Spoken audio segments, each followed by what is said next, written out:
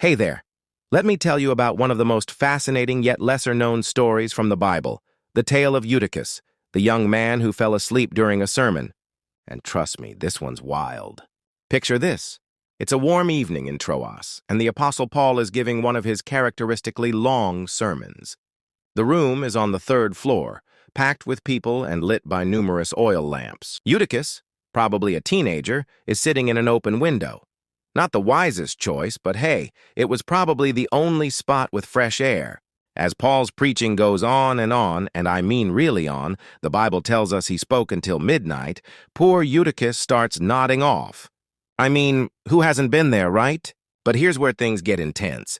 He falls into a deep sleep and, this is the scary part, tumbles right out of that third-story window. Everyone rushes down in panic and they find Eutychus lifeless on the ground. It looks like a tragic end to what should have been just another evening of worship.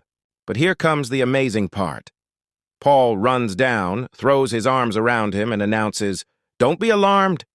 He's alive!" And just like that, Eutychus was indeed alive and well.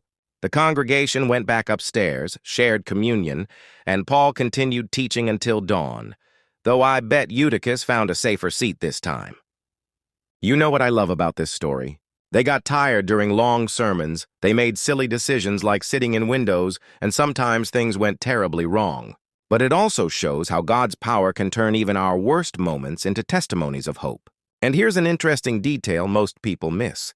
Eutychus's name actually means fortunate or lucky in Greek. Talk about living up to your name, right? Sometimes it's through grand miracles and sometimes it's through keeping us awake during important moments, though maybe not through such dramatic means as Eutychus experienced. It's found in Acts chapter 20, and while it might seem like a small story in the grand scheme of things, it's these human moments that make the Bible so relatable, even thousands of years later.